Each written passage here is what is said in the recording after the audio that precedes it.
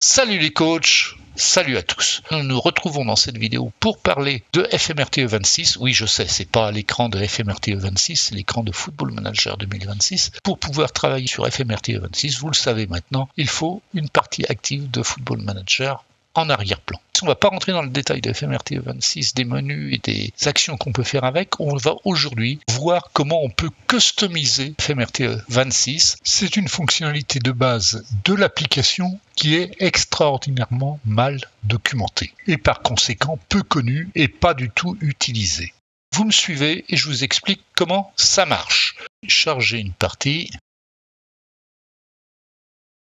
On peut maintenant lancer FMRTE et il me signale qu'il y a une mise à jour disponible. Vous voyez que ça a déjà changé un petit peu par rapport à la version précédente. Donc on va installer la mise à jour. En fait là il y a une mise à jour parce que je viens de télécharger et d'installer dans FM 2026 la mise à jour du patch bêta. Donc j'ai régressé en revenant sur la version bêta. FMRTE le détecte immédiatement, me le signale et me propose de télécharger la version concernée de FMRTE. À noter que s'il n'y a pas de version concernée, FMRTE ne se lancera pas et vous ne pourrez pas l'exécuter, l'utiliser, le temps que l'auteur, c'est-à-dire que Braca, mette à jour le programme FMRTE 26 pour éviter tout décalage d'interprétation de la mémoire entre FM et FMRTE. Ça semble tout à fait logique. Nouveauté intéressante également, il nous affiche directement là à l'écran les améliorations ou les ajouts apportés à la nouvelle version. Et il nous dit qu'il y a quelque chose de nouveau, les matchs de préparation, des familiarités tactiques ont été ajoutées.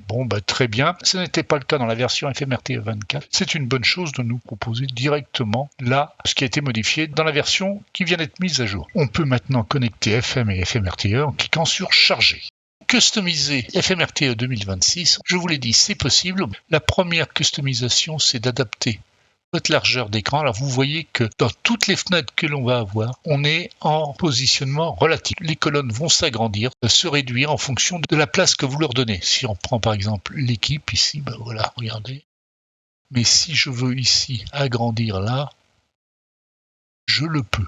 Vous allez me dire, pas besoin de documentation, ça se comprend tout seul et cela ne nécessite pas beaucoup d'explications. C'est exact. Aussi n'est-ce que la première façon de customiser votre écran pour le retailler à votre goût. Nous allons voir maintenant comment modifier l'apparence de l'écran, changer les colonnes, en rajouter, en supprimer. Attention, ceci ne fonctionnera que pour les listes ou les résultats de recherche et non pas pour les vues détails d'un joueur, d'un membre du staff, vue détail d'un club. Allons-y. La customisation des écrans listes s'effectue dans le menu Options, que nous avons déjà utilisé pour passer le logiciel en français, ou pour enregistrer notre licence dans la version payante. Ce qui nous intéresse aujourd'hui, c'est dans la colonne de menu à gauche, le sous-menu colonne qui va nous permettre de rajouter, supprimer ou réordonner les colonnes d'un tableau résultat. Donc d'adapter les écrans en question à notre goût et à notre besoin. Alors ça fonctionne aussi bien pour la version gratuite que pour la version payante et on va voir ce qu'on peut en faire. C'est très pratique, très utile, on peut s'en passer, mais c'est quand même bien d'avoir les écrans qui contiennent les informations dont on a besoin, nous, en tant qu'utilisateurs, et ce ne sont pas les mêmes pour chacun d'entre nous. Par contre, c'est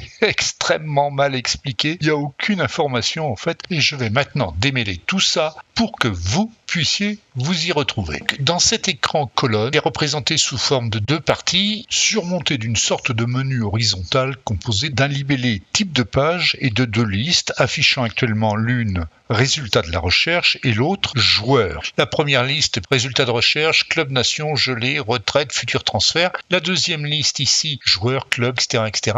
La deuxième liste est subordonnée à la première. Là, on a vu que pour résultat de recherche, on peut voir les résultats de recherche des joueurs, des clubs, du staff, des agents, des récompenses, des villes, etc.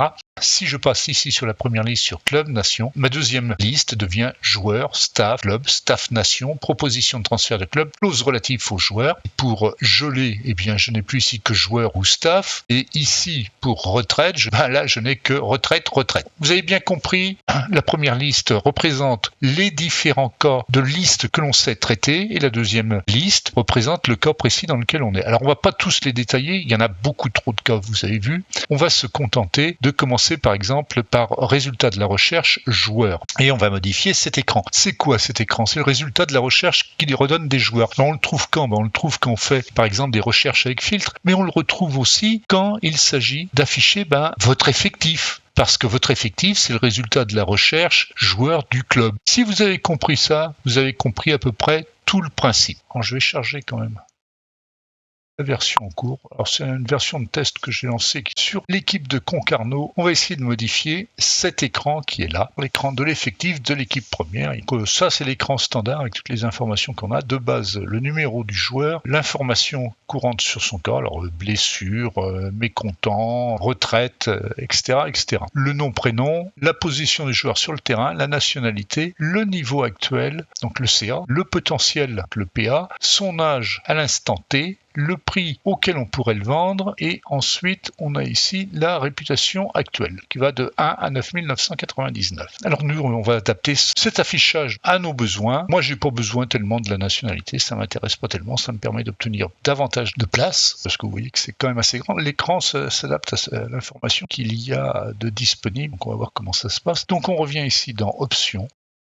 Club Nation, donc Club Nation dans la première liste et joueur dans la seconde. Alors vous avez plusieurs choix, vous pouvez d'abord sélectionner une ligne quelconque, on a dans l'ordre ce qu'on a vu tout à l'heure, c'est-à-dire le numéro, l'information, blessure, retraite, mécontentement, etc., etc., la position sur le terrain, etc., tout ce qu'on a vu. Et on a dit que la nationalité ne nous intéresse pas, bien on vient sélectionner nationalité, ici on fait moins, supprime, on supprime la nationalité. On a gardé donc le prix demandé, la réputation actuelle. Le prix demandé, en fait, c'est peut-être pas la bonne traduction, c'est le prix de vente potentiel. Et on va rajouter en guise de test un des éléments de la partie droite. Par exemple, là, on a donc disponible la date de naissance, le nom qu'on lui a donné, la condition physique d'ensemble, le prénom, mais on l'a déjà dans le nom, la couleur des cheveux, la longueur des cheveux, la taille, etc., etc. On va juste rajouter la date de naissance.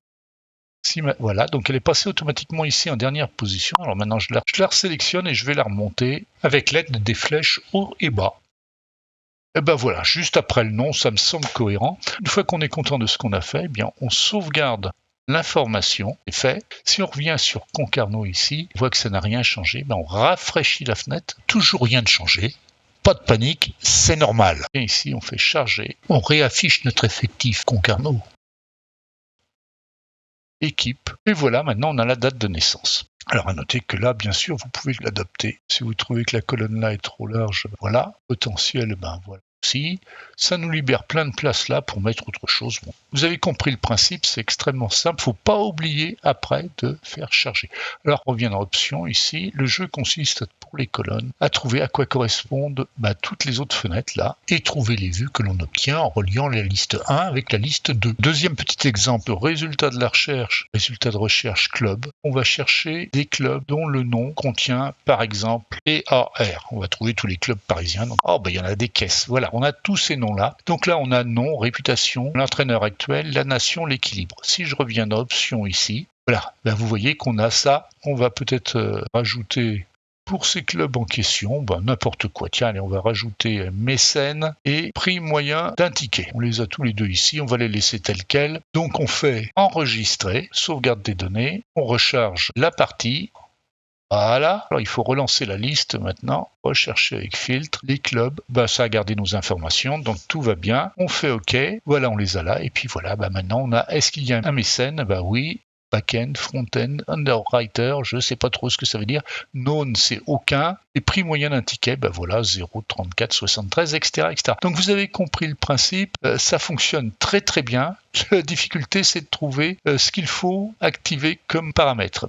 Écoutez, voilà, l'objectif, c'était de vous montrer comment on peut adapter les écrans de FMRTE à nos besoins. On peut le faire même avec la version gratuite. En tout cas, avec FMRTE 24, c'était le cas. J'ai pas testé avec la version FMR6 parce que j'ai déjà ma licence et elle est installée. Mais vous pouvez le faire et me tenir au courant. Si vous n'y arrivez pas, dites-le moi. Je mettrai à jour ma vidéo. Bien, les coachs, on va en rester là. J'espère que ça vous a été utile. Auquel cas, mettez-moi un petit pouce en l'air, ce sera agréable et profitable pour le classement de la chaîne. Si vous n'êtes pas encore abonné, n'hésitez pas, faites-le, activez la cloche. Il va y avoir dans les jours à venir pas mal de vidéos sur FMRTE 26. On va examiner tout ce qu'il y a dans tous les menus et fonctions du logiciel. On va voir avec les versions gratuites et avec la version payante ce qu'on peut faire, comment on peut s'informer sur ce qu'il y a dans F 2026 sans rien faire d'autre que voir, mais aussi ce qu'on peut faire pour tricher si vous avez envie de tricher. Vous connaissez ma position sur la question.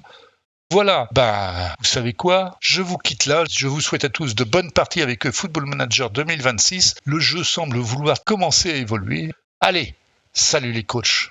À très bientôt. Bye bye.